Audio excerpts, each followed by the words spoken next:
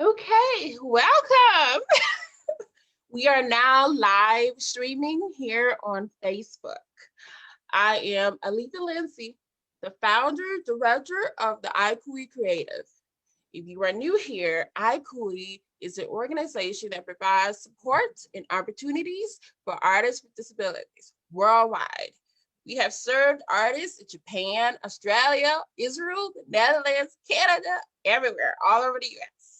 And another thing that we do is we provide support and in other organizations like museums and galleries to become more inclusive and engaging spaces for all audiences. To learn more about us, please visit our website and add yourself to our newsletter. A little bit about me. I am a deaf, multidisciplinary artist, disability advocate, published author. I hold degrees in creative art therapy, psychology, art, and a master's in creative business leadership. I am based here in Atlanta. It finally stopped raining and thundering. And by the way, I would like to know where you guys are that are tuning in. Where are you located? What time is it? How did you learn about our event today? And I'm excited to officially welcome you to the 3rd annual Ikouii Open. Each year, we have invited artists worldwide of various abilities to submit work in response to a disability-centered theme. This year, the theme titled Without Labels explores the interwoven influence of labels in disability and culture. We have all dealt with our own share of labels: race, religion, sexual orientation, whatever. So I am looking forward to the discussions we will have with the artists today and our selection committee as well. You can also engage in the discussions by commenting your thoughts and questions below. Please make sure to stay tuned to the end. We will be announcing the Best in Show and Honorable Mention Award winners for this year. Also, you get to vote your favorite artist for the People's Choice Award. You can comment below the artist's name, or you can vote on our Facebook, Instagram stories. Just input your name and that's counted as a vote. If you have not viewed the exhibition, it is available now at ikouii.com. So make sure you go through and check it out. It's beautiful work. And I want to send a huge thanks to all who have made this exhibition possible. Our staff, our volunteers, our selection committee, our artists, our donors, our accessibility service providers. Now I'm going to hand this over to our host for this afternoon, 𝗜𝗞𝗢𝗡, our wonderful international artist relations leader. She is going to lead us through this event today. A little bit about her before she comes on. She is a visual performance artist from India. She holds degrees in fashion management, as well as a master's degree in fashion and painting from the Savannah College of Art and Design. Aside from working for Ikouii, she also is the Associate Museum Educator at Crystal Bridges Museum of American Art. Thank you for tuning in, and I'll see you guys again in a bit. Thank you so much, Aleatha. That was such a kind introduction. And yes, we're excited to begin. As Aleatha mentioned, I will be your host for this event. A little note of kind regards and very, very, very, very, very, very compliments and thank you for Aleatha for being the director and giving us all this opportunity to be here today in so many ways. Hello and welcome everyone who is joining us. Please feel free to find a comfortable seat, and if you have a glass of coffee or some wine with you to enjoy this event, let's get started. We also have Lasheria Murphy from Hands Up LLC for interpretation in this event right here from Hands Up. So thank you so much, Lasheria. It's my privilege to welcome you all to this live open for the show Without Labels. A little information about how this show came around and what Without Labels for the show means. This year's theme, Without Labels, explores the interwoven influence of labels in disability and culture.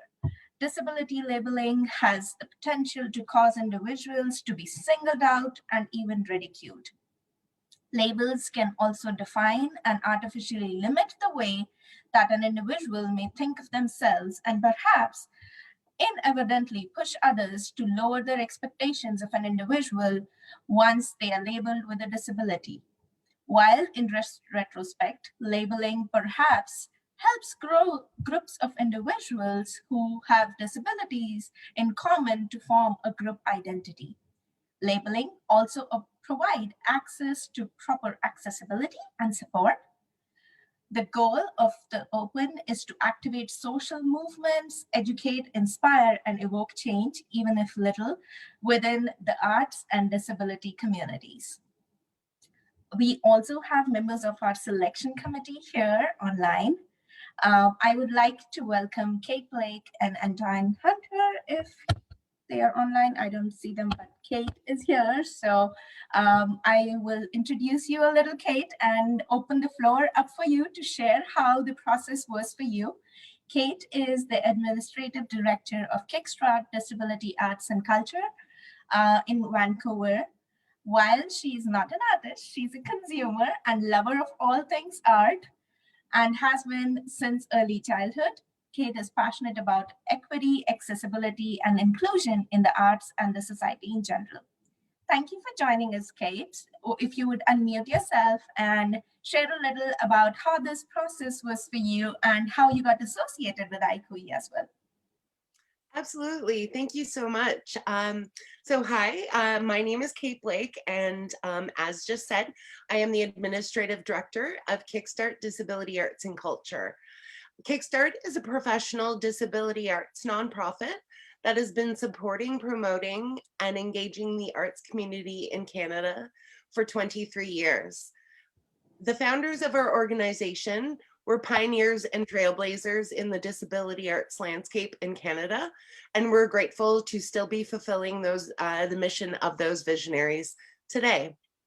We are located on the unceded territories of the Coast Salish people, the Musqueam, Squamish, Tsleil-Waututh nations, also known as Vancouver, British Columbia, Canada. I'd also like to acknowledge in attendance today is Kickstart's artistic director, Jenna Reid. So I am just speaking on behalf of both Jenna and myself. Also on behalf of Kickstart, I would like to thank Ikouii and Aleatha Lindsay for inviting us to be part of the selection committee. I had the absolute pleasure of meeting Aleatha in the summer of 2018 when she dropped into our offices while she was visiting Vancouver. And since then, we fostered a really great relationship between our two organizations across international lines, supporting and promoting each other's programming. So it was great to have the chance to finally contribute to such a great organization and to contribute to the Ikouii Open. Since Kickstart primarily works with disability identified artists in British Columbia and Canada, it was especially interesting for us to take part in this committee, to have the opportunity to be exposed to artists based outside of Canada that may not already be on our cultural radar, if you will. And also seeing applications from artists within the Kickstart community, which means bringing their works to an international platform. When reviewing the submissions, both Jenna and I were struck by an overwhelming amount of artists showcasing what we refer to in Canada in the disability arts scene as cripping the arts. And there was an incredible amount of this within the applications. Cripping the arts, as Eliza Chandler describes, is an integral aesthetic equality of disability arts and culture. It's the way we value disability, disabled experiences, and the ways that disability shows up in their artistic work. Not only does this value disability-specific markers within our arts practice, but also expands and opens up how we look at art more broadly, whether or not you're an artist with a disability. As part of this selection committee for this exhibition, it was so exciting to see how artists engaged with the idea of without labels. For us at Kickstart, what we felt drawn to was not the erasure of these labels completely, but the provocation of what it means for artists to create art without labels on their own terms. A few notable things we want to point out was how we were in awe at the performance work, which engaged poetry, movement, and imagery that pushed us to reimagine what it means to own the identity of being disabled. We were drawn in by the portraiture that invited us into this world and seemed to juxtapose a depth of detail with, at times, a softness, somehow displaying strength and vulnerability as coexisting. What we saw across the artists and their artwork was that while diverse in range, when viewed together, as they had been selected for this exhibition, they embodied the essence of the show, a group of work that provokes us to imagine a world without labels. So a giant thank you from Kickstart, myself and Jenna, to all of the artists who submitted. It was an absolute pleasure learning about your artistic practice, yourselves, and having the opportunity to experience your art. Thank you so much. Thank you, Kait. That was such a beautiful share. And thank you, Jenna, for joining us as well and your contribution in this whole process. I also see that Antoine is trying to join and almost, yes, I think he's joined in. So I'm gonna ask to unmute and start the video if they're comfortable and share a little about their journey in this process.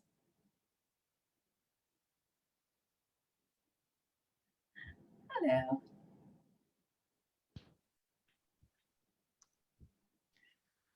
Well, really, I love, like, I'm not really sure how the process is going, but also, I'm an artist. I'm a deaf Black artist. And I have been confronted with different type of viewpoints. It hasn't been very easy for me, but I have a lot of heart. You know, it really strikes me close to my heart with these type of, learning the different styles and the different individual art forms, it really inspires me. And for myself, I've grew up in the art arena. And like with me and dancing for myself, it has, really influenced my life. You know what I mean? How you can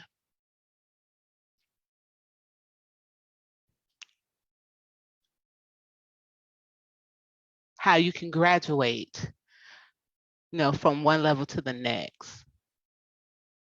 But really, I try to encourage all people to go out and connect to what's important to them. But I'm really appreciative. Thank you. Thank you. So Antoine is a Bay Area native and also known as Purple Fire Crow.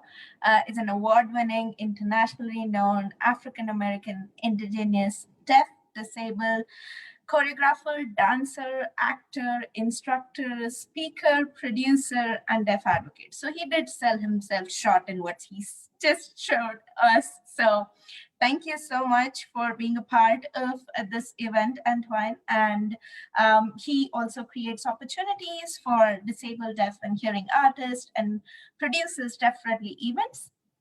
If there is any more information that you would like to share about how it was to have this partnership with Ikouii.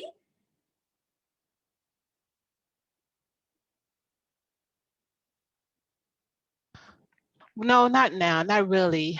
With Ikouii, it's shared effort for us. So not really. I don't have much more that I need to share. But I really just want to focus on more, not just only in deaf, but in the arts as a whole. We need to be more cognitive. I'm always saying, just because you're able to hear doesn't mean that you know how to listen, Sure.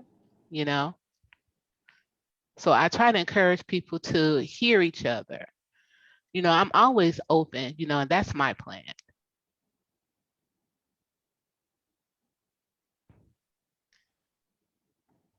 Like with the newsletter, I'm always sharing different information out through the newsletter. Thank you. That's amazing. Okay, so we are going to then listen to our artist as they talk about their work now. That was a great transition. Thank you. I'm going to share my screen here and start with sharing the artwork first, and then we'll come back to the space and talk about the art with the artist. So just bear with me here for a moment.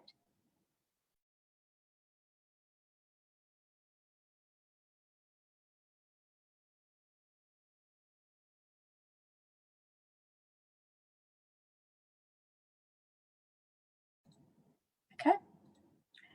We have a great group of artists in the show. I've just listed some of the names here. Not all of them are on the call, but we wanted to acknowledge them being a part of the show. We will start with Lisa's work.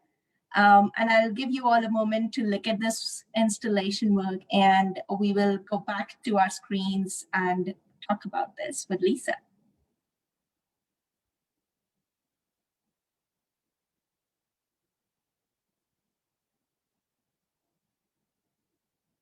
Okay. I will come back to that work as we end talking about it too, Lisa. So please unmute yourself.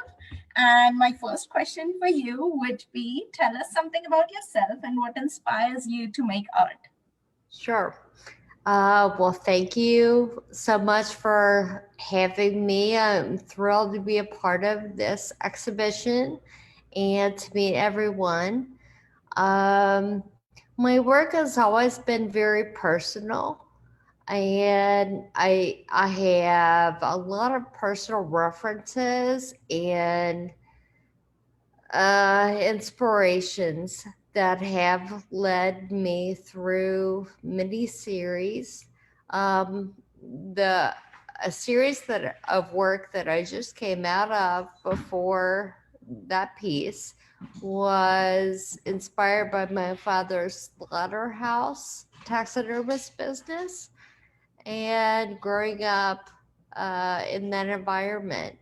And I did a lot of work for 7 years in response to that. So this is brand new work that you're showing. It's been inspired by a recent diagnosis of SCA5. I have spinocerebellar ataxia 5, and it's the rarest form of the cerebellar ataxias, and this work is a result of that. And I really wanted to investigate the connections just in movement, in the lack of connections, what that might do with the material that I'm using. And I've been very, very interested in light with the pieces too, creating volume. So that's led me to create a brand new series of works right now. I have them on my lap and I'm working. And we'll have, I have a piece that was just shipped out to the Yellowstone Art Museum last week. And I'll be in Michigan for the fall in Columbus. And so I'm getting the work out there. I think it's very important to start creating a dialogue. I know that you guys do that, and I'm very, very, very proud that you're working so hard with artists with disabilities, creating a voice for them. And I want to do my part. So that's what the work is about. Thank you again. Thank you. Would you like to elaborate a little on the process and the materials, and Sure. how does that resonate with the theme of your artwork? Absolutely. I've been using different weights of paper, from Strathmore paper to a very thin newsprint, just investigating the integrity of those materials and tearing them. I was creating some sketches for some new works, and I got very, very I became very unhappy with how they were going, and so I started tearing up the paper. And then I said, well, wait a minute. There's something really beautiful about that. And so that led me to almost thatching the paper together. I wanted, as a ceramic artist, my background's in ceramics. I wanted some permeability to the work. So and I was experimenting with different materials, trying to stiffen the work, and I started casting the work in paper clay. So actually dipping the work in firing, creating a ceramic shell and firing the paper out. In other areas, I've added liquid starch to the paper itself, so some areas remain paper. And you think it's real fragile, but it's not. I mean, for a ceramic artist, it's really nice to be able to drop your work and it doesn't break. So,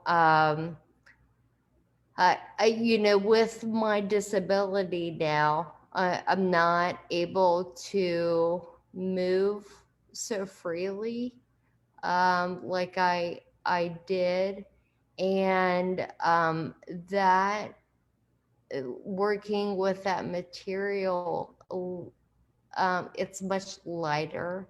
It's paper, and so I'm able to work larger and actually ship the work out much easier, install the work. I do have a preparator that does a lot of my work for me now, because a lot of the installation type work, he helps with that because of my mobility issues. But the material I'm in love with. I just love working with the paper right now, having a lot of fun. That's such a great evolution of your work that I could feel, from like hard ceramics to paper, but then also paper becoming a hard piece itself. So Right. that's so inspiring. How do you think that this artwork that you submitted was a part of this theme without labels? How did you connect it? And what would you want a viewer who's coming to see this exhibit know from this work or feel? Well, I was very taken back when I saw the call for art for this exhibition, because I felt like it was exactly the format that I need to be applying to help get the word out and start the dialogue with people about the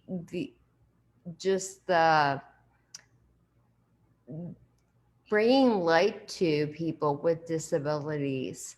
And I felt like when I see these works hanging, the paper installations I do have, my studio is filled with some volumetric work hanging right now.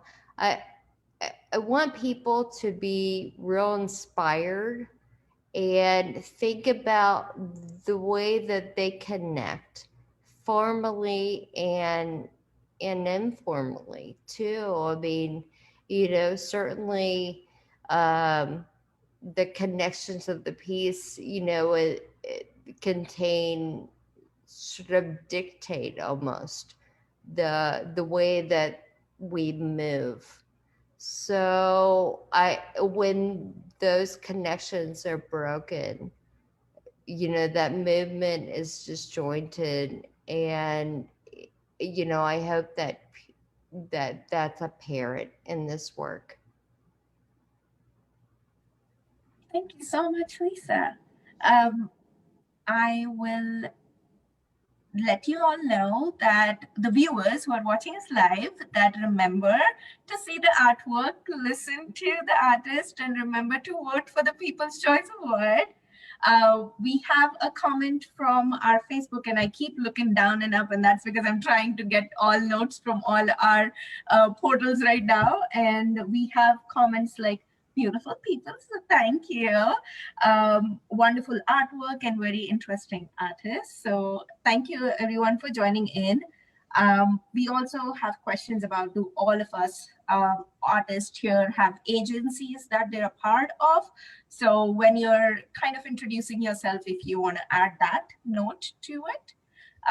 Apart from that, if there is any concluding statement from you, Lisa, we will move on to our next one because we have about 5 to 7 minutes for each artist. Right. No, I thank you very much for having me, and I'm excited to see the show myself. I haven't seen it yet, so. It looks great. So once we're off, we hope that all of us are there virtually to see the show. Thank you, Lisa. Thank you. I will share my screen again. So this is going to be an on and off thing again. So bear with me, sharing the screen to show the artwork. Okay. And next we have Ellen.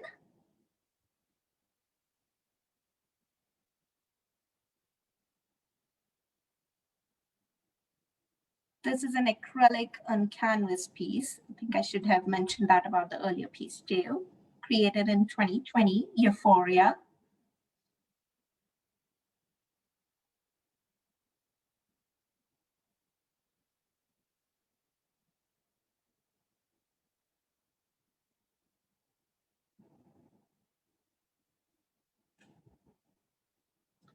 Okay, coming back to all of us. Hello, Ellen, and welcome. I remember you were a part of last year's Ikouii Open as well. So thank you so much for being a part of this event. I will start by asking you the question of if you would like to share something about yourself as an introduction, and also how you are a part of Ikouii since when, and how do you enjoy it?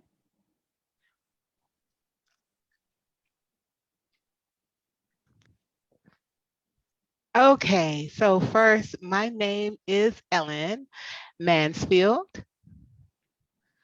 and I'm in Maryland. And the second question is like, how did I become part of Ikouii? Okay. Um, I remember Aretha and me, we had became Facebook friends. So we were watching each other's artwork, and she had some amazing artwork, and she saw some of my pieces. Um, and I was really excited when she had told me about the Disability Art Organization. So I told her I wanted to be a part of that. So I had a lot of emphasis on setting that up. So I'm like, wonderful. I would love to join your organization about that. So when the opportunity came up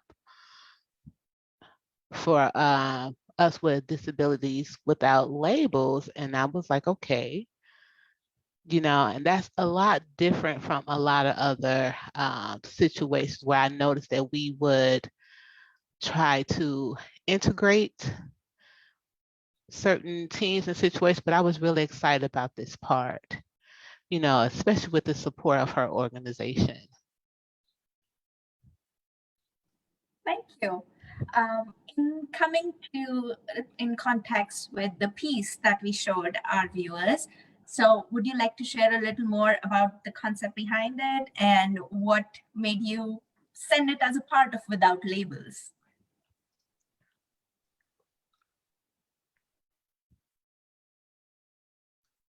Oh, okay. So first of all, my experience for many years, ever since I was young was no language. So my parents were hearing, and I understand it wasn't their fault. We were doing well within their own situation. They would practice ASL, they would try, they send me to public school, and then I didn't have any therapist that would show me with ASL. Back then it didn't have a law. There was no law for it. So really, there was like no closed caption. So I had to pick up my education way the best way I could. It was, I started doing art when I was young. And that painting itself, the concept, was my love of doing art and painting, sculptures, different art forms, and I love those, especially within dance. Like it's like an individual word. There's no individual word on like the red, like passion. Like the word passion is like almost like, you cherish it, you love it. It inspires you. Like 15 to 20 words would be individual words that would be involved into the artwork. But passion, like when I see people, especially with the COVID virus for 2020, I added all four of those different into one art form.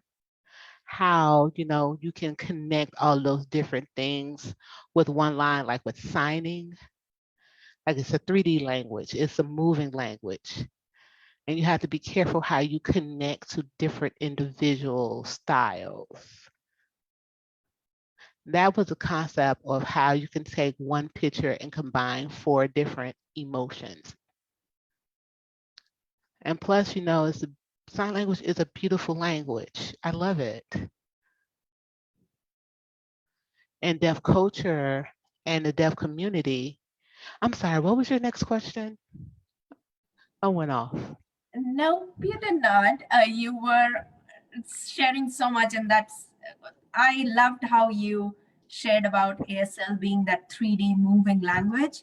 Those words really touched me in a way where I started to think of it as an art form and passion so much that goes into learning and making it your own as well. So I was just deep into listening about what you were saying. Oh, thank you. Thank you. Like I wanted to connect without labels. because that was really a challenge for, you know, the deaf people in the deaf community, because we don't like the label of a disability. You know, we can communicate anything, you know, we're able to do just like anyone else, like certain situations, like, well, they would say like deaf is like a bad identity, or you can't work because you're deaf. But for us, we're like, we're fine. You know, that's why it's important to have a deaf identity, you know, to show like, you know, you just need an interpreter to be able to have access, you know, that there's a process involved in like the identity, like ourselves, you know, I don't want to be considered separate from the world. But with an interpreter, I can identify also with different states and cities, you know, with what we have. Just because we're deaf, we have deaf culture. It's important to identify, to have an identity with a positive identity. So we're trying to change the narrative and how, you know, disabilities label us. We want to make it a proud, that show that we're proud with our disability, you know, and our deaf culture. How do you think that your work speaks with an audience? And was there something that a viewer should take away as they see your artwork?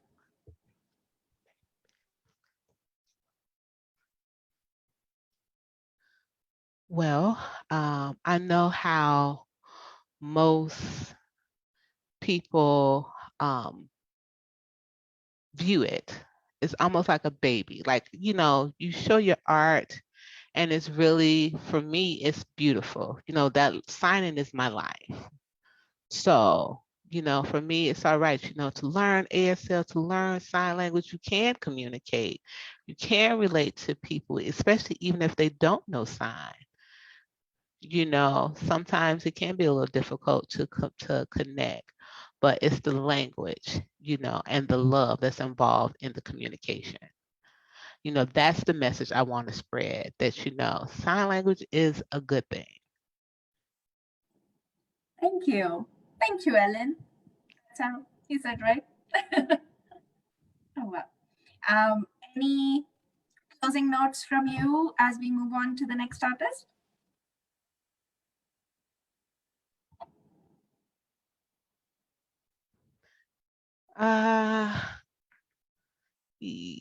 Well, for me,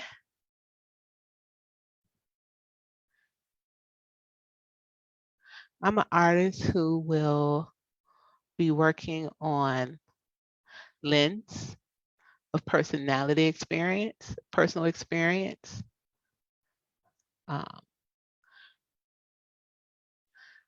And it's for religion, and it addresses about oppression.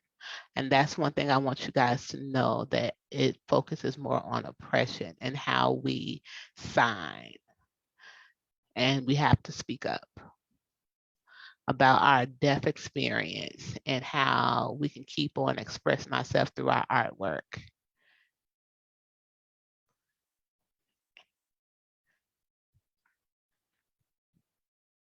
And the symbolism is what's really important, you know, and that's just to be honest, you know, the symbolism of it. But thank you. Thank you, Ellen. Thank you so much. I am going to share again, and we are going to view Seema's work.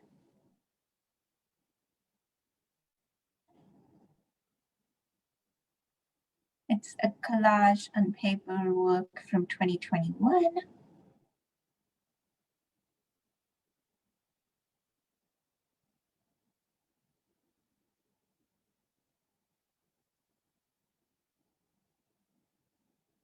Titled More Underneath.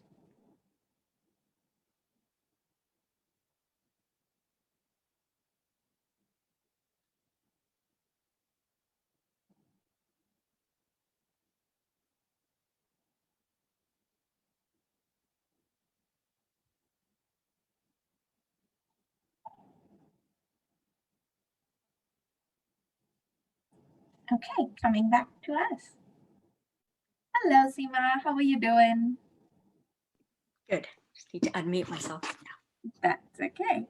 So would you like to share a little about yourself and how, what makes you passionate about making art and how you connected with Ikouii? How I connected with I saw the call through a few places, including through Kickstart.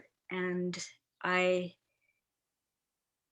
find visual art and writing has been a way for me to express aspects of myself. My art tends to be very personal.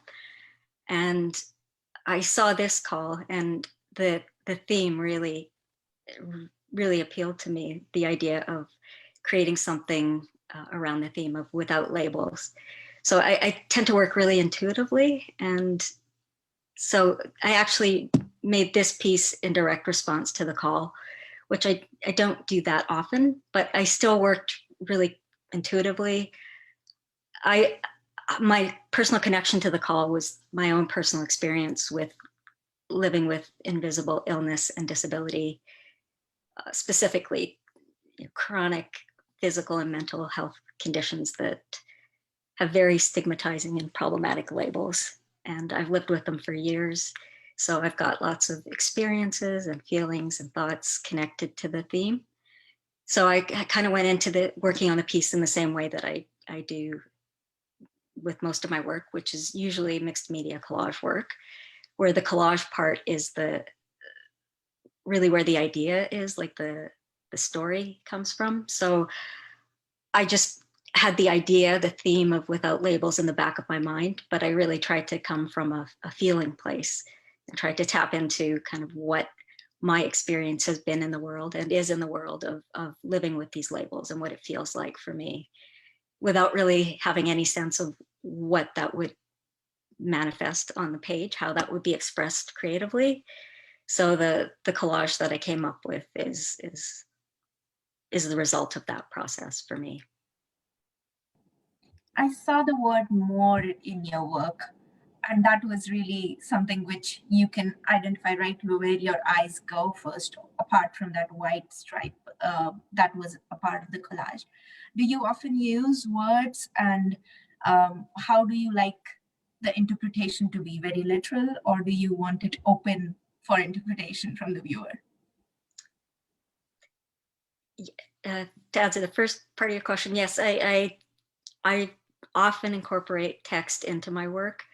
Not always, but probably, I don't know, a third to a half of the time words end up there. It's not, I don't know going into it what's going to happen, but that happens a lot of the time. And writing is really where I started in terms of creative work. And that was really my main focus. And it's been over time become more and more visual, but words definitely find their way into my work. In this case, it's not unusual for me to incorporate words, but it's unusual for me to incorporate one word.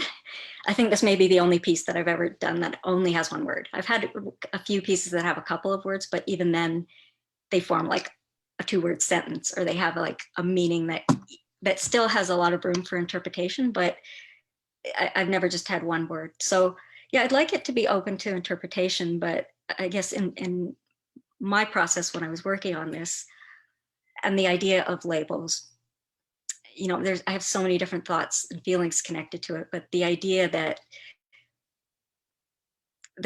a label, and particularly labels that I live with, that I feel are very invalidating and minimizing, inaccurate, you know, suggest that they lead people to think something that is either really trivializing somebody's experience or not understanding it at all because it's not accurate. So I guess there's that idea that there is so much more than a label can convey, and oftentimes, like especially specific labels, there's so much more to it than is on the surface, and that's true of the person as well, and how much gets hidden. And in the image, in addition to only having like one word being a bit unusual, I also have like, you have to look, I think in this case, to really see that there's a person behind all the paint and the masking tape. And usually with my mixed media collage, I think my work tends to be very spare and minimal, but there's a lot that's covered up in the process. It usually gets built up, there's very busy and then gets covered over and ends up being quite spare.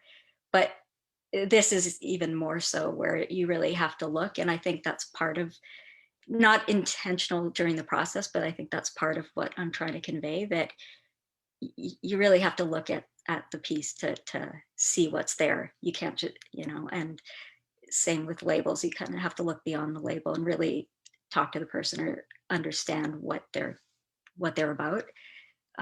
Yeah, so I feel like labels can really be harmful when they're not accurate and when they're minimizing people's experiences. I don't know if that answered your question. It did. Thank you. Thank you for sharing that. Any statement that you would like to end your part with in terms of some other body of work that you also do and you would like to share about that people can check back on your pages?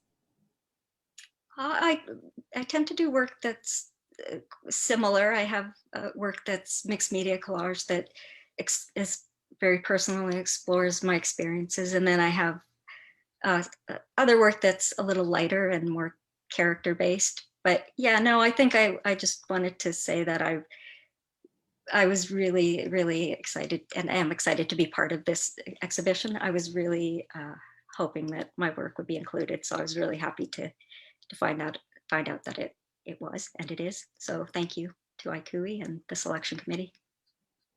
Thank you so much, Seema.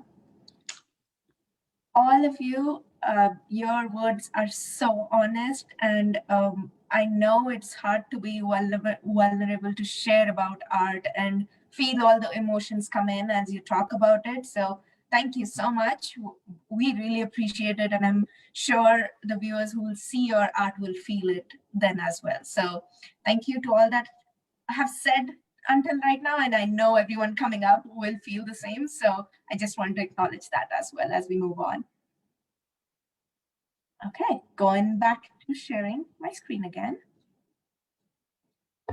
Now we're seeing Jack Page's work. It's a pencil and crayon on paper. The title is Razor, made in 2014.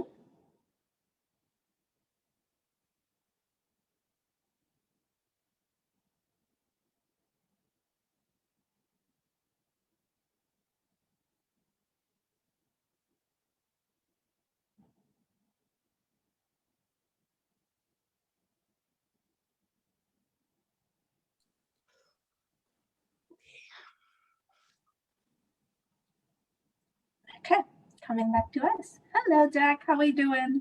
I'm good. Thank you so much for including me in this exhibition and this talk. I really appreciate it.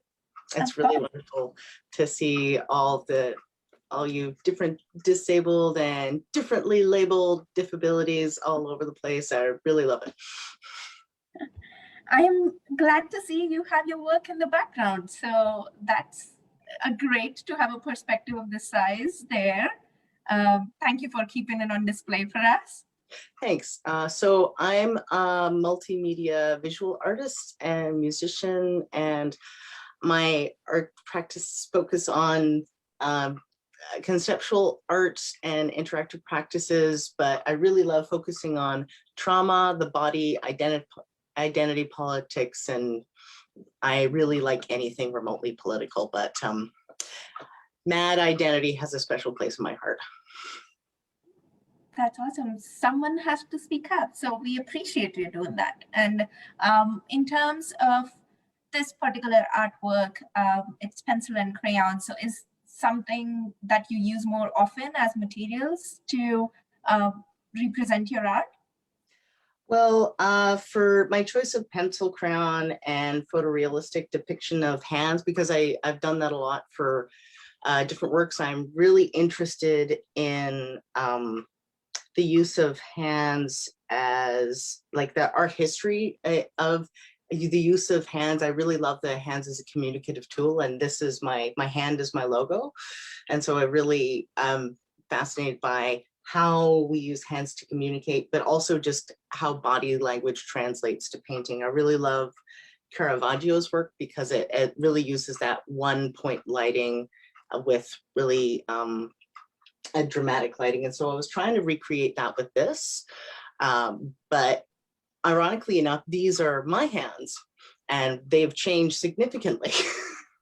So I kind of look at this piece with longing because I'm physically not able to do this kind of drawing anymore, because this took many, many days and it's very labor intensive work and I miss it. It's beautiful. And I am sure you're going to be creating more different work, and it doesn't have to be the same. And I'm sure you miss it. And I totally believe with the passion you have, we are going to see some amazing work after this as well. In terms of the passion side of things, how did arts kind of become a part of how you express your emotions and your feelings about things? And about, I will add, the part of labels. Yes, I was very much intrigued by like, ooh, without labels, I must enter this, because I did not complete, but worked on a degree, an MA in cultural studies, focusing on disability theory. And I'm really fascinated by the idea of labeling and disability, but I was also very active with the Mad Student Society and Mad Pride Hamilton, which I made the logo for, but it's which is also another hand artwork. But there's so many different labels to use. Like there's the medical model, which pathologizes labels, like someone who might see this like, wow, that person is crazy, they're suicidal, they're depressed, they're going to assume a whole bunch of things about me, which are not necessarily true.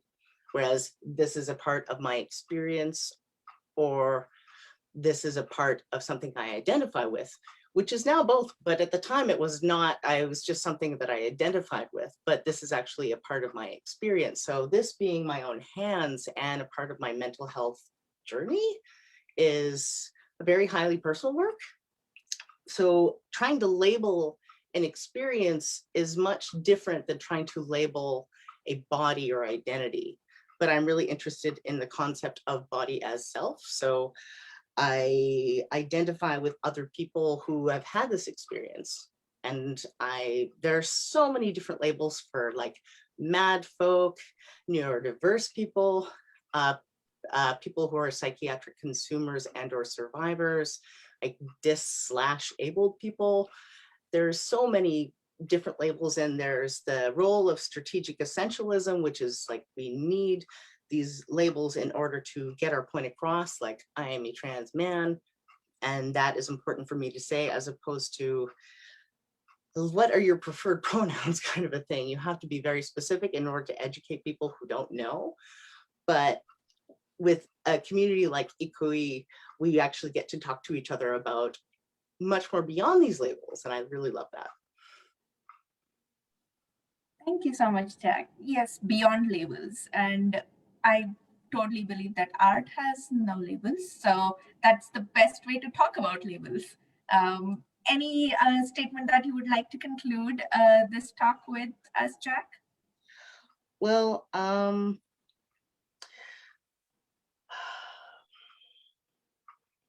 I really,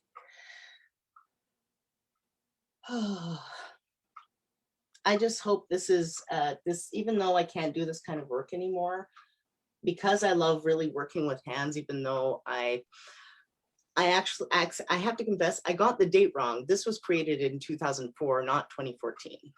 I got that one number wrong, I'm so sorry.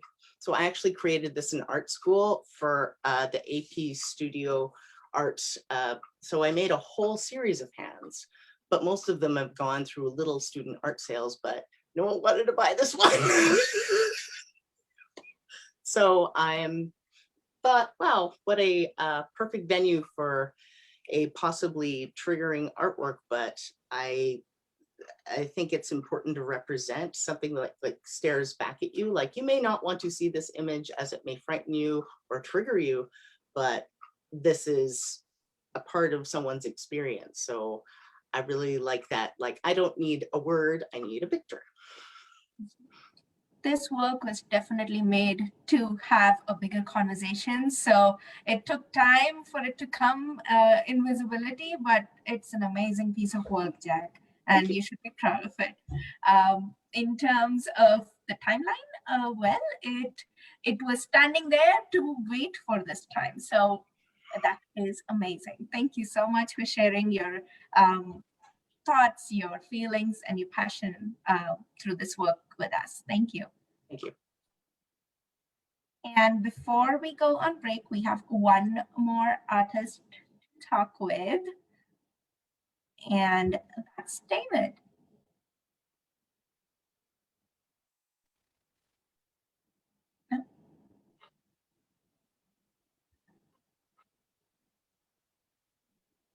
So this is an installation piece made in 2019, How Numbers Perceive Me.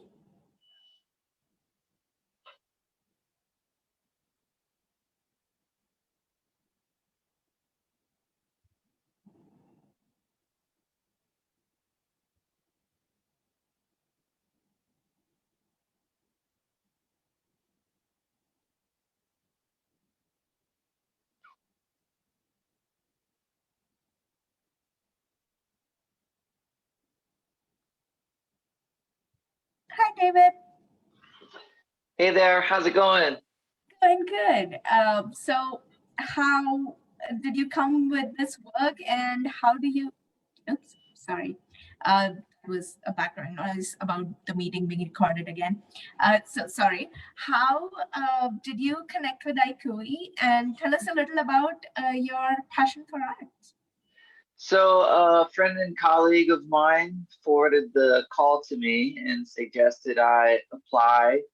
And honestly, over the past 12 months during quarantine, I haven't been highly active in getting my art out there. But when I read the call, it was certainly something I wanted to participate in. It was the first time I was excited about an exhibition in quite some time.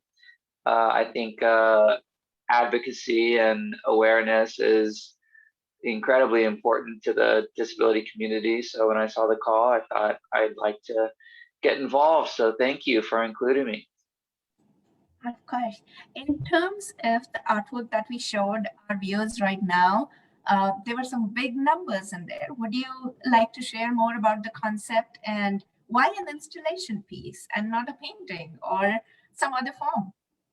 Sure. Like Lisa mentioned earlier about incorporating text in her art, and I remember being in an exhibition of mine years ago, and I had abstract works, and I was behind two women who didn't know I was the artist. I remember them having a conversation, talking about the meaning of the artwork, what did the artist try to convey to the audience. And I thought, if I have something to say from that day forward, I was just gonna really, put it out there in the forefront. So I saw these statistics a couple years ago regarding people with spinal cord injury. Mainly, those stats are mostly about the expenses associated with the injury, as well as life expectancy and hospital revisitations as a result of complications. And they were striking numbers. And so I just thought, how could I convey this information to an audience in an engaging way? And I thought I always had an idea to have a poem coming out of a typewriter, and I saw it in my mind as another installation where it would be in like an atrium of a building, and it'd be kind of like floating and wispy. So this is my first opportunity to push towards that style of installation. and I was able to find an old antique adding machine, I guess, and that made sense for this type of installation, having it text-based, and then I hand painted the letters and the numbers to make it look like it was actually coming out of an old typewriter machine. That's so interesting. Is that the whole body of your work that you talk about with respect to numbers, or is there other part of your work that you would like to share with our viewers? Yeah, I mean, I do a lot of figurative oil painting these days. And in the past, I've also done fabrication of materials, typically utilizing steel and neon. And in the steel and neon body of work, I tarnish it, I'll put patinas on it, sometimes I'll let it out into the elements so it'll corrode and rust. And in that body of work, the steel represents our bodies. We all age over time, you know, our backs begin to hurt, our hair is going to turn gray.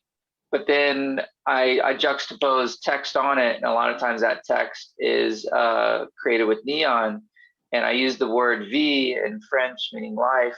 So that juxtaposition of this bright, vibrant neon word of life in comparison to the steel being like the breaking down of our body over time. So the whole idea and concept behind that is, even though we age and deteriorate over time, that doesn't diminish the vibrancy of life. And I think a lot of people with disabilities can relate to that. In terms of breaking down, it really connected me to how we do get labeled from external perspectives, but we also label internally ourselves, and then we end up trying to break that down to feel that freedom of existence in a way. So thank you for sharing about your work, David. Any statements to conclude your participation in the show and how you're feeling today? You know what? I'm just super stoked to be in the show, and I'm glad I was introduced to what Ikouii is doing. To me, it's incredibly meaningful work. When I create work, I really have to be motivated to do so.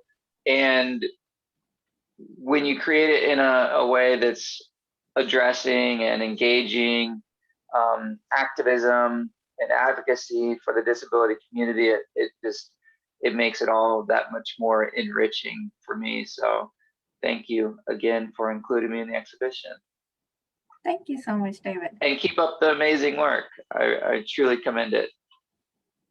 Thank you. I would say all of it is Aleatha Lindsay's work, and she's been taking the torch and pushing boundaries and trying to break every hurdle that comes in her way. So we really appreciate all her work here.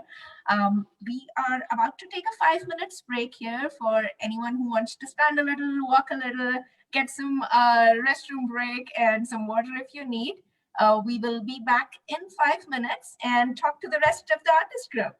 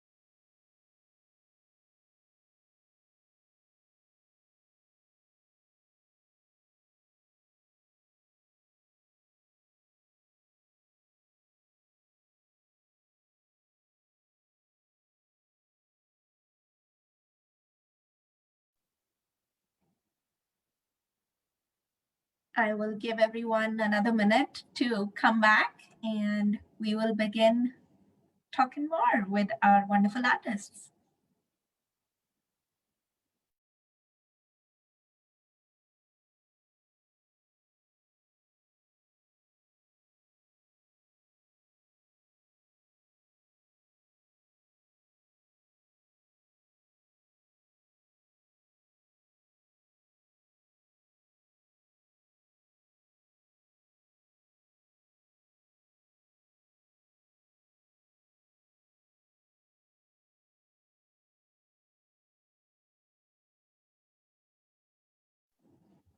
As we're all getting back, I'd like to just state again that we have a winner that will be decided by a People's Choice Award. So keep that in mind as you're seeing all the artworks, pick your favorites.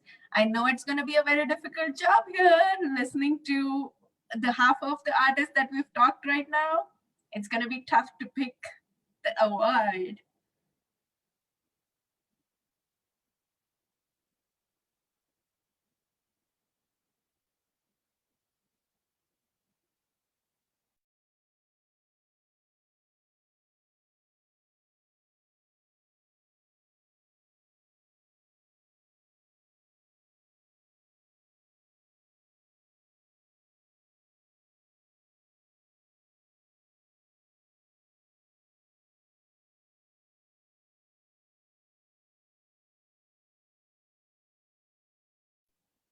Okay, I will start by sharing my screen and sharing a nice sneak peek to a premiere of a video by Vanessa Hernández Cruz, and she's also online right now, our artist. So I will start by sharing that and let everyone get back and view the video.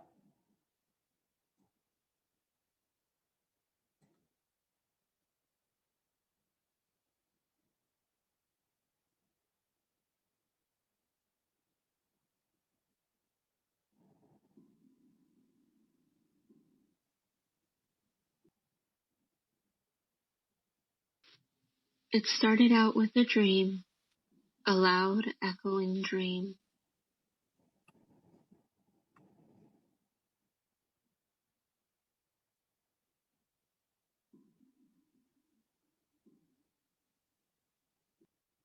A loud, echoing dream. Rumbling in my veins, what a rush.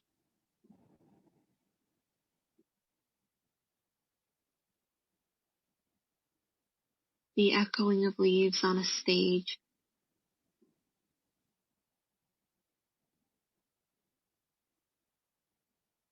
Rustling in the depths of my city.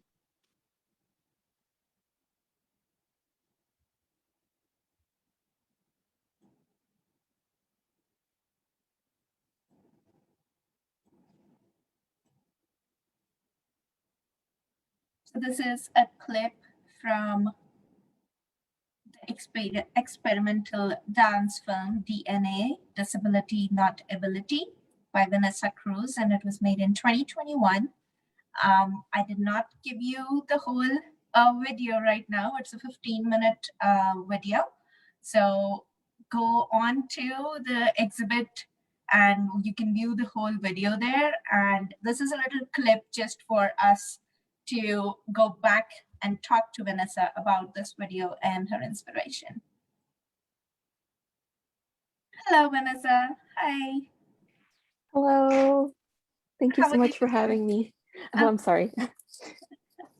I'm good, thank you.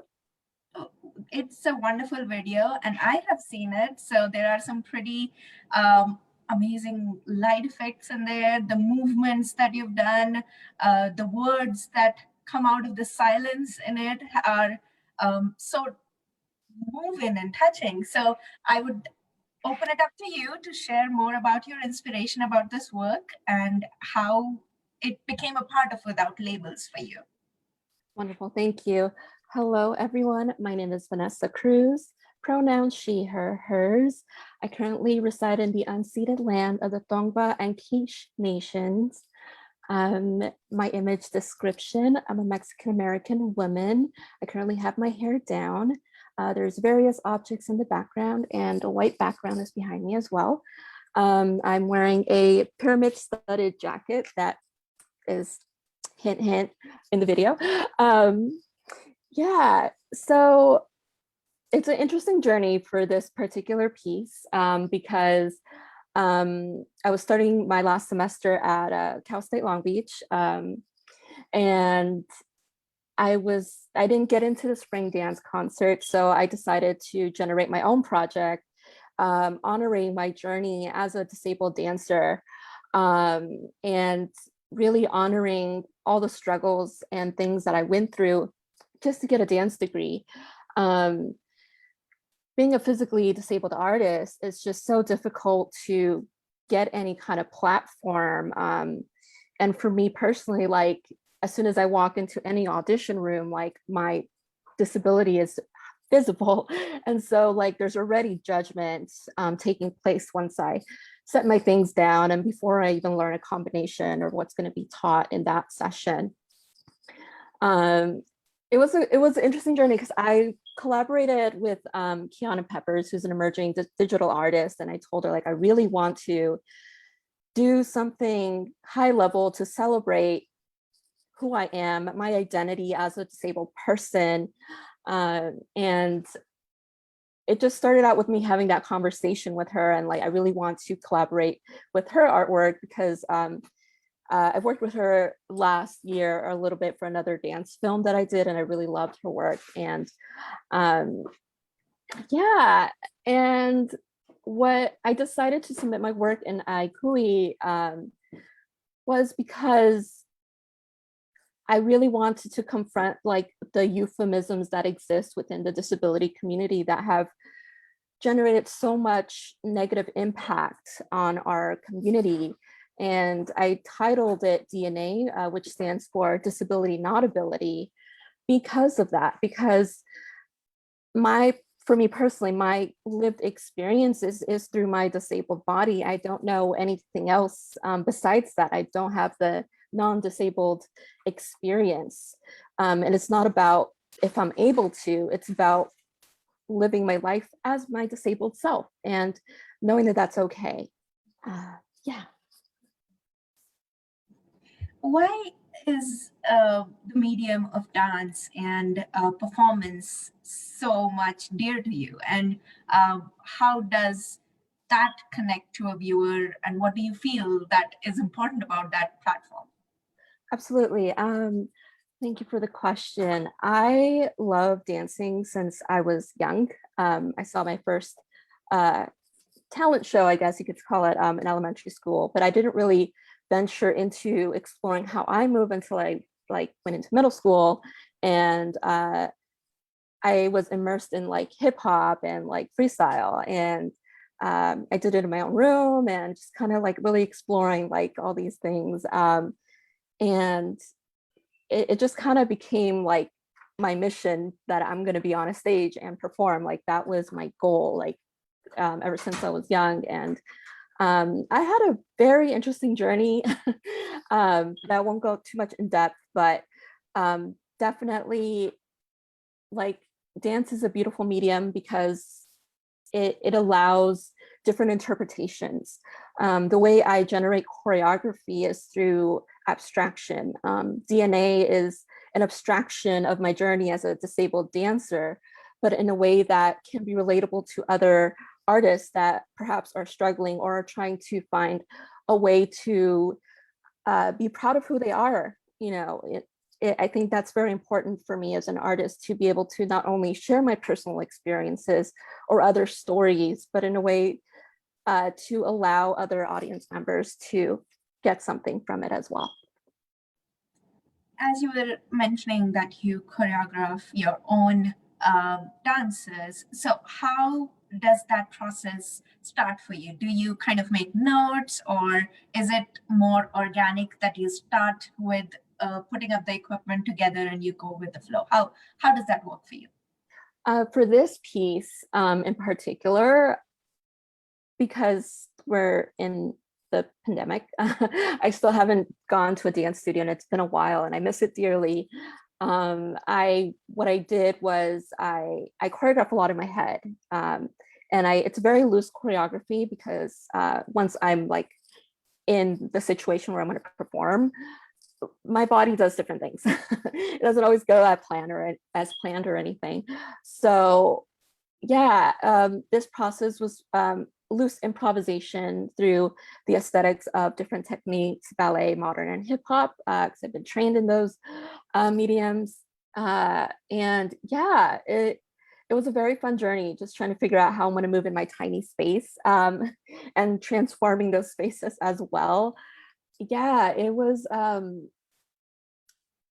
I love dancing with my walker. So it was a little heartbreaking knowing that I couldn't do it in a way that like I have a bigger space to move my walker, but I do move with her. Her name is Pluto. My walker's name is Pluto. I move with her in the film. I do that, but it's not to the expansiveness because of the limited constraints that I had. Yeah, and I also incorporated some of my mixed media collage, other artworks as well. So yeah. It's great that you mentioned about space, because when I was seeing your video, space was something that was carrying my attention too, like all the doors and the walls that would come into play, and how breaking the space of labels was how I was connecting it. So thank you for using the actual space to kind of share more about the theme of the exhibit. Anything that you would like to share to conclude in terms of your work or with our viewers? Yeah, for all the disabled artists and emerging disabled artists, or those who don't know where to start, continue to do the work, continue to do your artwork. Your artwork matters. I know it's hard to find platforms, people who are interested because of the negative stigmas that exist because of our lived experiences as disabled people. Continue to do the work. Your work matters. Your work matters. It is crucial to continue to do this work because we exist and we deserve to be here to create art just like anyone else. Thank you. Definitely. Thank you so much, Vanessa. I am going to move to our next artist.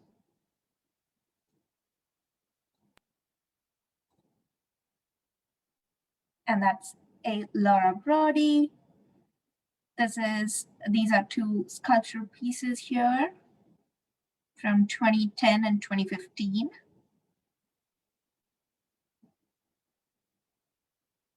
There's a lot of mixed media work that I can see, a lot of mediums used here, material-wise.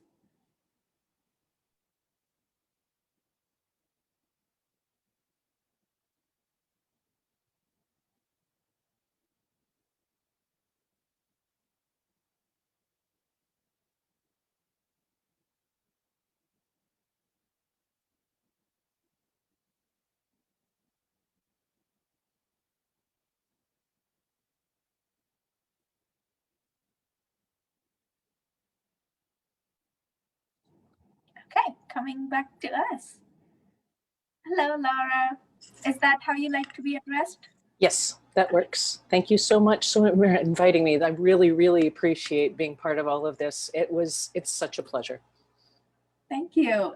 Both the works look amazing. I think we are starting now from, we started with some paintings, some collage work, moved on to an installation work, a film work, and now coming to some sculptural pieces that you have shared with us. So tell us more about your inspiration to make sculptural pieces. And is this the only medium that you do to represent your art? Not the only medium. I'm a costume maker and designer by trade. And I have actually been doing, just recently did the costumes for Abilities Dance Boston for their adaptive version of the Firebird that had Antoine Hunter in it as the prince, which is really quite cool. But sculpture as a medium and old materials really speak to me. So those are all discarded, reused materials, found objects and rebuilt pieces. Okay. Would you like to share a little about both the pieces that we kind of shared here? Absolutely. Le Flaneur, which was actually a person, a type of person in 19th century Paris who would wander from place to place. The idea of Le Flaneur being that the destination did not matter nearly as much as the style in which you got there. And I was inspired to make it by watching people in walkers trying to get across streets and being honked at and hassled. Like, I think what you need are cow horns in the front. And to make the process of walking as amazing as possible. So it's, it's done up like a mobile Victorian bathhouse. So it's got the tasseled parasol and the cushions and the flask holder in the pockets and a silver platter and a GPS unit. Because you just don't know what you might need. For the Jazzy Peacock scooter, it's a jazzy power scooter that's done up as an Art Nouveau peacock. And it does still work. I did learn the hard way from putting it into an exhibit that I need to turn it off during the exhibit because somebody at one point tried to drive away with it, which was sad. All the pieces, they're very long-term ones. For what I do in my regular life, everything is very fast. I have to do things on a deadline because it needs to be on the screen and it needs to be on the show and it needs to go out on the boat or whatever it does.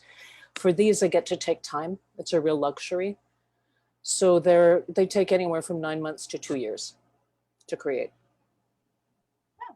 The timeline does change the whole perspective of making an art piece because it's not just because it's found objects, you picked up things and it was ready to roll and display. So we appreciate you sharing the timeline behind it as well. In terms of why this piece in Without Labels? I've been working with turning adaptive pieces into works of art. So wheelchairs, walkers, scooters, canes, that kind of thing. And I've been doing that since 2009. I specifically applied to this show because David Isakson, who is somebody who's been in a show that I curate, Opulent Mobility, which is a show that's about reimagining disability as opulent and powerful. He was part of that. He suggested I sign up for this one. And I'm finding more people who were also artists in Opulent Mobility are in here. So it's, yay. It's really kind of neat.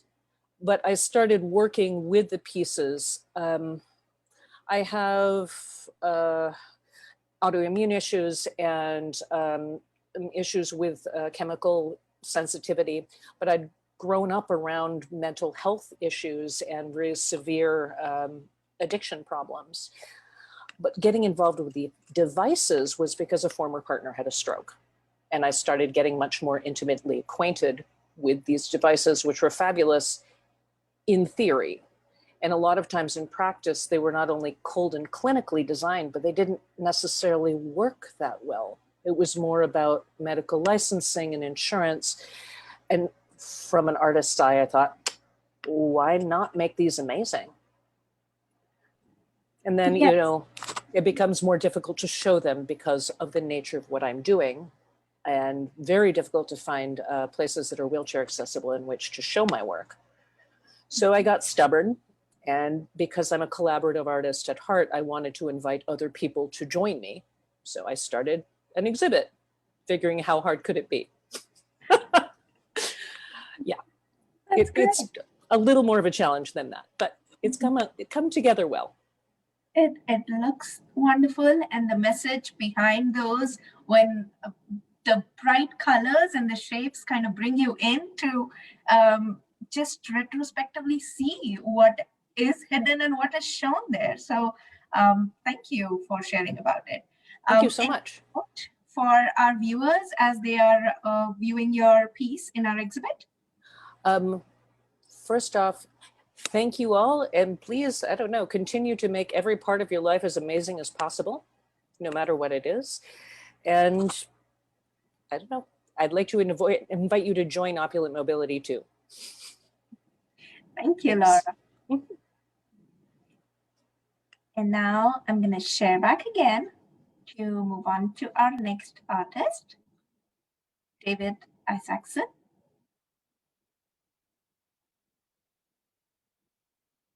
mobile homelessness made in 2021.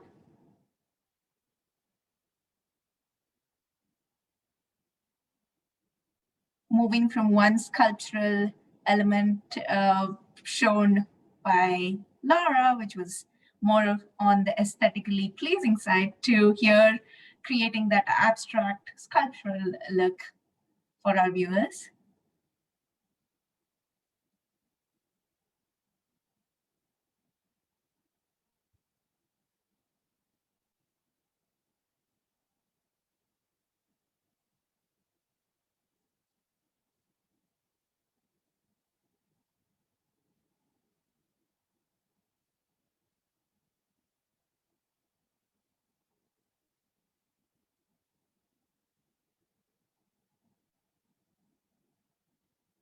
This is again a found object piece, a sculpture piece with things like flywheel,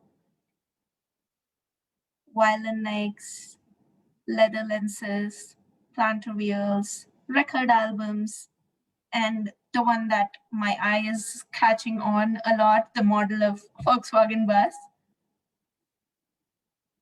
And some paint in there too. So I'm gonna stop my screen share, and hello and welcome, David. I am going to make this platform open for you to read your artist statement, because we know that you wanted to share that with our viewers.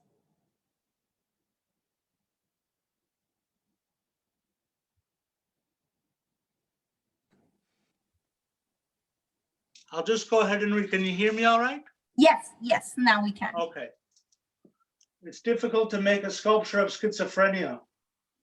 I suppose if I were to be very literal, I would make installations with speakers making sounds from all over the building. I have chosen, however, to not start with the other, but to start with myself. In starting from myself, I start with one point, the point the Kabbalists call ayin, the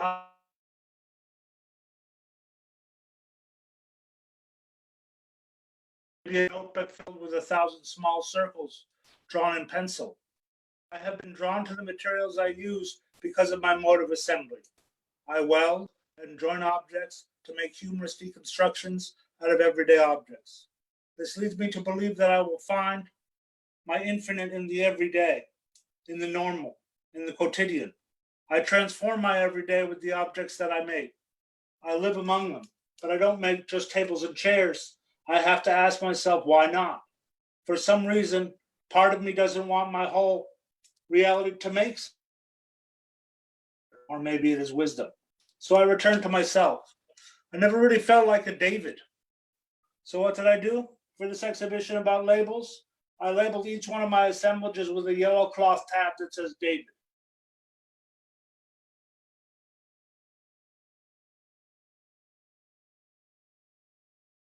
I want to meet you halfway, like walking through a foreign country where you've just learned the word for hello, and so you say it to everyone you come across.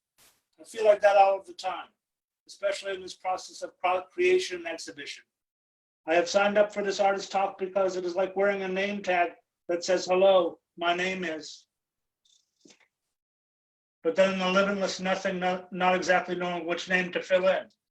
So I've taken objects from my everyday life, around the house and in the studio, camera cases, safety glasses, iPods, record albums.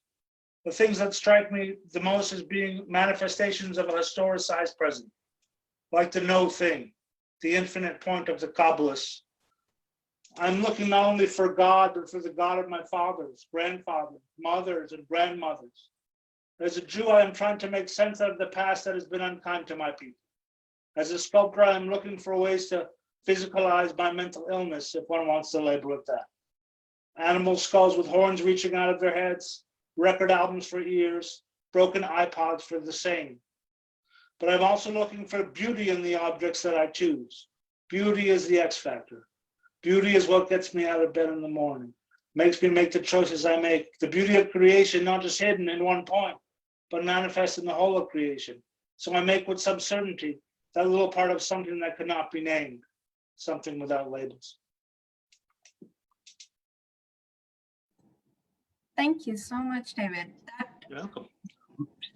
Really, name is something that we are labeled as we're born with, and that is not something we choose as we're born to. So thank you for bringing that into perspective as well. In terms of the process, is there anything you wanted to share about that with us? You know, it's pretty evident from the work. I invite people to see more of my work.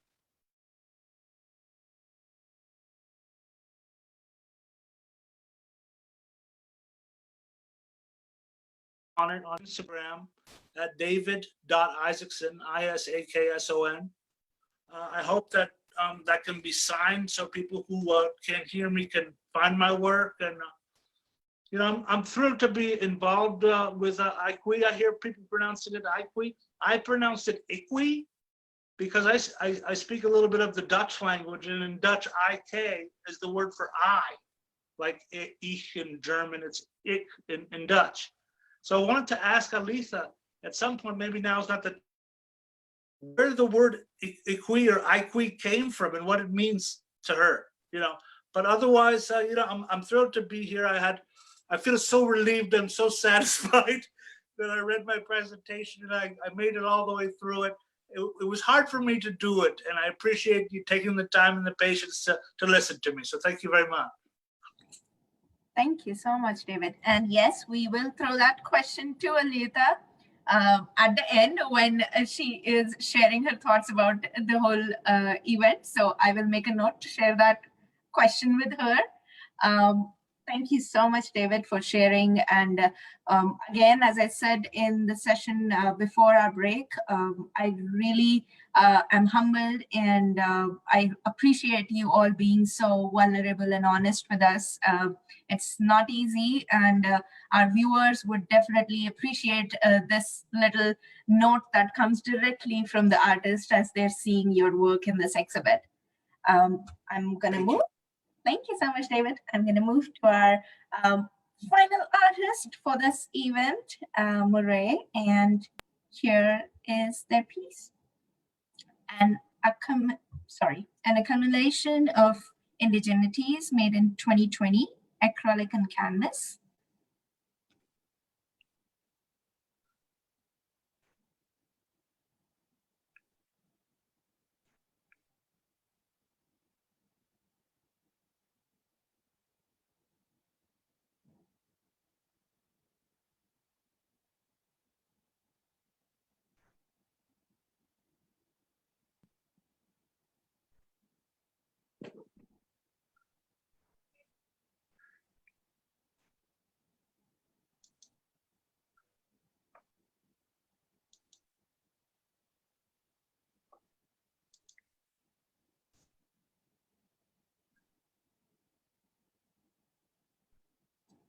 Okay, coming back to us. Hello, Paré. Am I saying your name right? Tell me that first. Oh.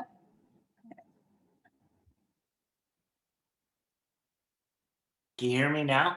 Yes. Okay, good. Hi, sorry, what was your question? How do you say your name so that I say it right? Oh, thank you. Everybody gets it wrong. Siple. It's Murray Siple. Murray Siple. Okay. And I don't know if you have it in the States, because I think that's where everybody is, but it's Father's Day here. And yes, I had a tattoo made Disciple. It was my dad's it was my dad's trucker's handle when he was trucking around. He was known as the Disciple. So I always like correct people by saying it's not Bible, it's Bible. My dad had the handle Disciple. So thanks for asking. Oh, no, of course. So in the piece, it was great to see some horns that Laura was talking about. So would you share a little more about your inspiration behind this piece and how it became a part of your submission for Without Labels? Yeah, there's a lot of things going on in that painting. The horns, they kind of come, the hooded figure in the painting comes from, I drove to Mexico and did a 6 month sort of self-imposed residency in a small town in Mexico. And everywhere I was, I'd see a Virgin of Guadalupe figure, which is the Mexican version of a Virgin Mary, the hooded figure. And it just, I saw it everywhere. I saw it in roadside graves, painted on buildings, on cards, on tourist items, everywhere. And it started to make an impression on me that I'm not religious, but I felt that we needed some type of awakening to scare us all, that we need to change the way we are living, for the environment, for the way we treat each other, for everything. And that figure just had a big impact on me. Slash, it also reminded me of my days as a skateboarder, and I still wear hoodies, and all skateboarders kind of wear hooded sweatshirts. So I just felt a connection to it. But beyond the hooded figure, there's a lot of things going on there. There's me in a wheelchair as a hooded figure, and below me is a hand reaching up from the grave, trying to help my wheel. And I always run across people trying to give me assistance when I don't need it. And I felt like that makes sense. You know, someone's trying to grab my wheel to help me, and it's actually making a mess of everything I'm doing. So, and then the rays of light are just like for hope. And I have a beluga whale that's half a virgin, half a beluga whale. And the color scheme of primary colors also comes from my Mexico trip, where the little town I moved into, we had no art store, but there was a paint store, a house paint store, and they only had primary colors. So it became my palette. And the black background comes from when I was in Mexico, there was no canvases to buy. So I had to steal election signs off people's houses. The election signs were actually framed canvases that I had to paint black over so you couldn't see the election sign anymore. I got in a lot of trouble because those election signs were also people's statement on which cartel they were involved with. And so black backgrounds became a thing for me. Oh, there's a lot of thrill in your art, I think, that you make, from listening to your skateboarding days to stealing a little. And I know that artists in history have done that to find their space and make their space. So that's a great insight that you've shared with our viewers. And I also see that you're wearing your art. Do you want to say a little more about that? I started also, just was in a show recently that wanted some merchandise. So I set up a silk screen station and I did a bunch of prints and I printed some shirts. And again, that's the Virgin of Guadalupe figure. The horns is like really kind of bad for the Catholic religion. I had a friend say that we were going to collaborate on something and he was Catholic. He's like, oh, I can't have anything to do with that. You put horns on the Virgin Mary. And for me, it didn't, I wasn't trying to like do anything against religion. I was just trying to show that like there's kind of evil lurking behind our shadows. And I wanted to say, I don't know, like for me, I always put myself in an environment where I'm taking risks. I think that shows that even though I have a disability, I will fly to, like I've been to like the depths of Cambodia as a quadriplegic by myself. And in there, I will find an image and bring it home and try and make something of it. Because this whole label of a disability or not a disability, I'm not frustrated with it, but you could be a superhero. You're going to have something wrong. I bet you speed, so you're breaking the law. Or maybe you don't recognize people that have dietary restrictions, or that no one is going to be perfect. So the levels, there's 16 people on my screen. We all have our own disability. How many labels are you going to create?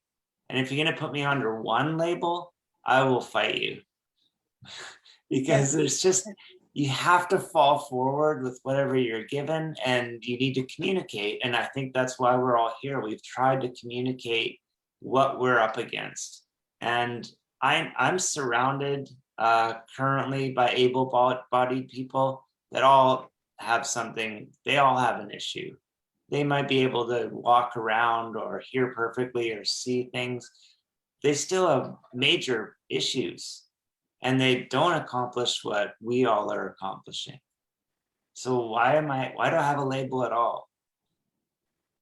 That's the perfect way to share it with a person who does not understand a disability physically or neurologically. So thank you for adding that to your statement. In terms of your other body of work, would you like to share a little more about your background and what inspired you to make art in the first place?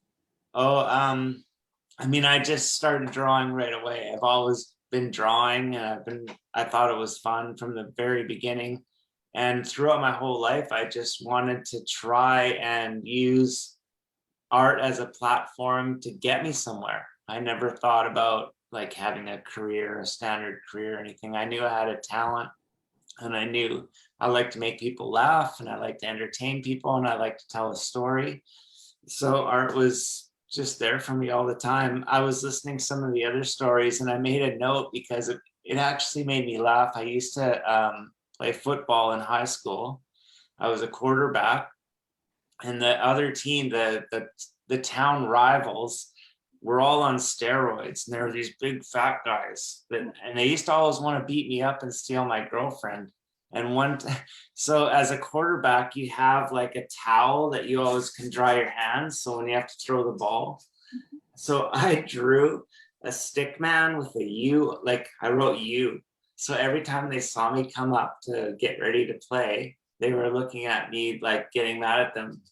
And I just like, I've always tried to confront people with like, if you think I'm this, I think you're that. We all have this thing you can't, it's hard for people to understand. You just can't put everybody into one group.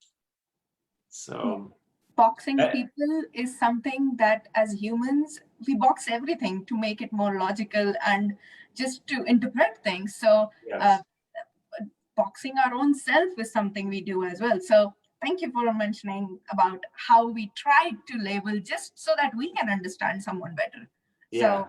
So we have to break these boxes, come out of those walls of labeling people. Yes. Thank you, Ray. And we have talked to all of our artists in the session. I'm going to again open it up to our viewers that remember you are going to be voting for the People's Choice Award. So go and check the exhibit. I know it's going to be a difficult call. After hearing everyone, we have just notched the difficulty level up because now you know what the art is inspired by and what the artists have said about for themselves. I'm going to now open it up in terms of talking to Yuri Arajs, who is here as well he's also part of our selection committee to announce some awards, that is the Best in Show and the Honorable Mention. A little about Yuri, he's from Outsiders and Others. He'll announce the awards for the show right now. He's also a part of the selection committee, and he's a working artist who has dedicated much of his practice to advocating for fellow artists, including artists who live with a disability. So thank you for joining us today, Yuri, and I'm gonna let you share a little more about yourself and how was the selection process for you? I'm sure it was difficult. Thanks so much, and thanks everybody for being here. Thank you all the artists for taking the time to submit your work. I know it's a lengthy process to go through, and it's really appreciated. And as said, I run an organization called Outsiders and Others here in Vancouver, which is on the unceded territories of the Musqueam, Squamish, and Tsleil-Waututh nations. And I pretty much work with all types of artists, primarily self-taught artists these days. And I have 2 galleries in Vancouver, and I work towards bringing non-traditional artists, which is a very broad way of saying working with a lot of artists to bring them to the forefront. And we pay artists, we take very low commissions, and we work really hard at trying to bring our community work that they may have never seen before. You can also visit our website, I have to say that, www.outsidersandothers.com. please check it out. We work with a number of artists, and we hope you get the time to do that. Selection process. This was fun. It was interesting. It was challenging. It was all of those things. It was nice to look at such a diverse variety of work, I can honestly say. And based on the criteria that we were given to look at the work through those eyes, certain eyes, it was really exciting to see what ended up. And, you know, picking people for shows and placements and best and all that, it's really, really difficult, but we did it. And before I say that, I have to say, you're supposed to be looking at the show and voting.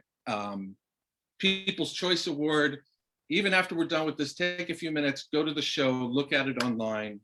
And then in the comment section of the Facebook page, you can write who you think should be the People's Choice Award and the piece. I also want to say that my connection to Ikouii is from a couple of years ago. I had the privilege of writing the foreword to their book inside their studio. You can buy this book on their website. Please do that. It's a great document of artists from around the world who are doing work in a variety of ways. And I want to address disability in a creative sense. And from my own perspective, one of the things I want to share with you all is that I've always, similar to what has been said before, I agree that everybody lives with a disability. Life is a spectrum, but disability is a gift. It's a tool. I mean, so many of the artists I work with, I mean, what I have the opportunity is to view work through eyes that don't often get, you know, we don't often get to see this type of work, and on the platforms that it's being given right now. So this is a really tremendous opportunity for everybody. And again, thank you for everybody who was involved and for including me. So Voters' Choice, People's Choice Award, of course, go vote, get that done if you haven't already. And I'm going to announce first our honorable mention. Drum roll. Okay, go for it. Yay! I'm happy to say that Vanessa Cruz gets our honorable mention in the show. I want to say, personally, I really loved the piece you did. It really showed you using everything that you had to do to make that piece. It was raw, it was real. It made me laugh. I love seeing you dance in confined space. It was a great piece. I'm glad you allowed yourself or made yourself do that. It was it was good. So congratulations. We're really, really happy to have this work in the show as well as all the other artists. And then we get Best in Show. And it's really exciting to say that, oh, hold on. Yay, drum roll. The virtual drum rolls here. You know, clipboard drum roll, it's good enough. Yeah. Laura Brody. Congratulations on being our Best in Show artist.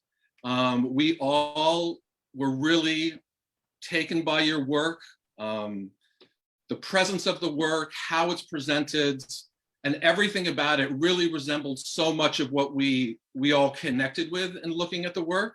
So it is a real privilege to have your work included in the show. And again, thank you to all the artists who submitted and all the artists that are in the show. Take the time, look at the show. Of course, you should be buying artwork, people. All of our public needs to be looking at that from a point of view of owning original artwork by artists. It's really important to support artists. It's really important to help all artists. I mean, label is irrelevant, of course, in all of this discussion. Supporting your local artists, stimulating their own life and their income is a very, very important thing to do. So that was my encouragement for you all to do that. And thank you again for including me in this incredible project. Thank you so much, Yuri. You got the most exciting and the difficult job, I would say, to announce that. But my heartiest congratulations to all of you artists in the show. It was amazing to have this opportunity to talk to you and engage with you all about your art, about your life. So thank you so much for sharing all of that with us. I'll open the floor now to Aleatha and Lindsay to share any closing notes with us. And I'll throw David's question to you, Aleatha, about why the name Ikouii. Okay, first off, congratulations to our winners. And thank you, Yuri, for making the announcement. Thank you, thank you. And congratulations to all the artists who are exhibiting. Thank you. And you have our gratitude for allowing Ikouii to share your work. Thank you.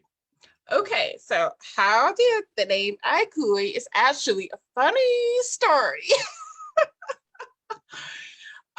When I was putting together this organization, I could not think of a name. And so my mother came up with this method that we just get all the letters from the alphabet and we put it in a bowl. You see where this is going? And she told me to just choose letters. And we laid them all out on the table and we just kept moving it around and moving it around. And then Ikouii. It worked, it fit, it felt good. And I'm sorry, there's no like, a lot of people are like, is that an African name? Is there a big like meaning? What's the meaning? Is it German? Is it, that's the story. Aleatha, you totally took off the labels of the names. So it's a great closing to without labels. Thank you for sharing that story. It didn't need to have a meaning. It did not need to come from a place of labels. And it's an open platform for everyone to show and be creative. So thank you. Yes. And so I want to mention that the exhibition will be up until August the 20th. So all work is on view, is for sale. Consider adding to your personal collections or gifting to support and encourage a living artist.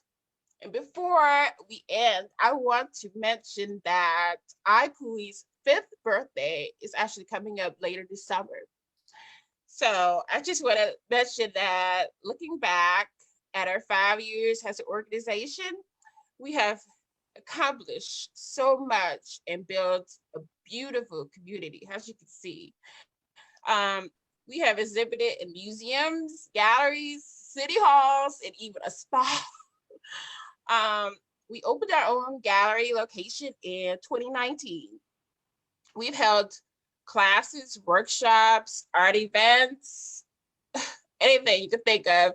And we even published a book inside their studio in 2020, in which copies have been sold in 12 countries, I think, so far.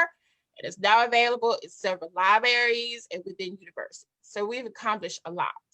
And we have so many plans for the next 5 years, many changes to come. We're adding more staff, and we're starting an artist residency program for disabled artists. And we're so much more. We have so many plans, and we need your support to continue to make an impact on our artists and within our communities. Your support allows us to give scholarships, provide professional development opportunities, provide better access, sign language interpreters, captioning, many forms of assistive technologies. We hope to expand the level of access we can provide for our growing community, especially for our growing visually impaired audiences and artist community. And we hope to expand our offerings and provide more for our artists. We need more funding to do that. Please do go to the Ikouii website and learn more about us and consider donating. I just want to thank all the artists, the staff, volunteers, donors who have contributed and pour their love into Ikouii over the last 5 years. Many of you have been rocking with us since our first exhibition here in Atlanta. And I am just so grateful and so forever grateful for all of you. And I'm actually speechless after hearing everyone's story and through the discussions. I'm just left speechless, and it's confirming to me that I should keep going and I should continue to do this work. And I'm just so happy to be here. I'm just so happy that we did this. And that's it. That's all I got to say. That's all I got to say. Happy Father's Day. Happy Juneteenth. Enjoy the rest of your day or evening or morning, wherever you are. Yeah, Aleatha. I know Yuri wanted to mention a little note in context to the words. Go for it, Yuri.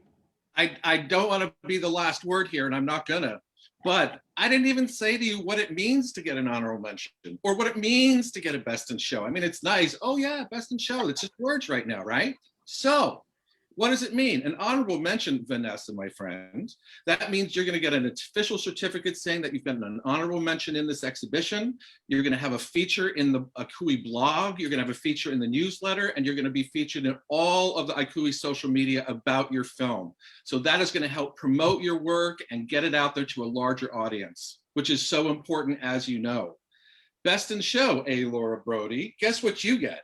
You get everything else that was set, or let me say, everything that Vanessa got, as well as you get a free 6-week, fully paid solo exhibition at the Ikouii. It is just an incredible opportunity. It is a solo show, as said, and congratulations fully, both of you again. And so I don't have the last word because you're both, all these artists are amazing. Aleatha, what was the last word, the website that we're supposed to say at the end? I think I will take the last word. Oh. You threw Aleatha under the bus there. Sorry. I will take the last word, don't worry. I'd like to thank everyone coming here and making this event such an amazing experience for our viewers and for all of us. Thank you to Lashera Murphy for your interpretation all of this while as well. We really appreciate you coming here and giving us your time.